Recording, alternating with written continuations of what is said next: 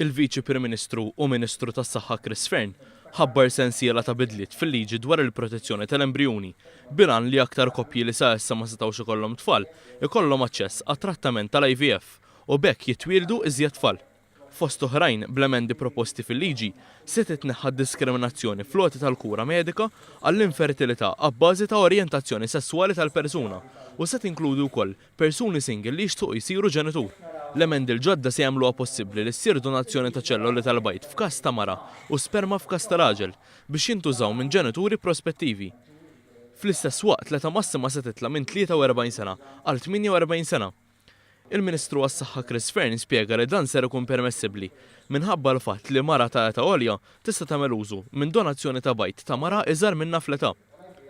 Permezz ta' dawn il-bidliet, il-Ministru Chris Fern qal li se jiġi evitat ir-riskju li jom tinqabad tqila b'triplets, każ fejn kemm b'mod naturali u anke bl-IVF dan ikun ta' periklu kbir kemm għall-om kif ukoll għall-ulied.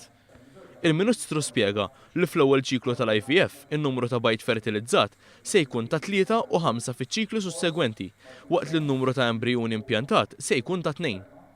Dr. Fern saħaq li f'każ li persuna ma tkunx trid li jsiru donazzjonijiet ta' embrijuni tingħata ċans li tuża biss żewġ bajdiet. Ġifieri aħna qegħdin indaħħlu l-kunċett tal-embryo freezing, il-kunċett anke ta' adoption tal-embrijuni, qed indaħħlu wkoll il-kunċett ta' donazzjoni tal-bajd jew donazzjoni tal-isperma biex nagħtu aktar opportunità il-persuni u koppji li s'issa ma setgħux jaċċessaw l-IVF biex jagħmlu hekk ikollna aktar ħajjiet ġodda. Il-Ministru Fern qal ukoll li dawn l-emendi se jiftħu triq għal konsultazzjoni dwar maternità surrogata b'mod altruist.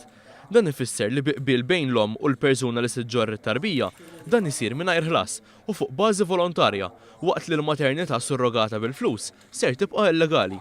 Il-Ministru Fern stqar li bħalma deġa seħħew 140 miraklu f'Mater Dei bit-twelid ta' dawn it-trabi ġejjin minn koppji li jużaw l-IVF, dawn l-emendi awguraw tajjeb biex iżjed koppji ikollhom ċikli li jkunu ta' suċċess. Aħna nemmnu illi bħalma diġà kellna mal-120 tarbija ġdida li twildet minn bdejna il-proċess tal-IVF ġewwa Mater Dei u kull tarbija hija miraklu hija familja ġdida l-uċuħ tal-ommi tal-missirijiet. It-tarbija nifisha hija xi ħaġa meraviljuża. Nixtiequ li konna aktar persuni li jkollhom l-opportunità li jsiru ommijiet, nixtiequ aktar opportunitajiet ta' ħajjiet ġodda. Il-Ministru Fern spjega wkoll li l-ebda om jew koppja mhux ser ikollha ċans li tagħżel l-embrijuni b'konvenjenza waqt li ser tara wkoll li ebda embrijun ma jintuża għar-riċerka medika.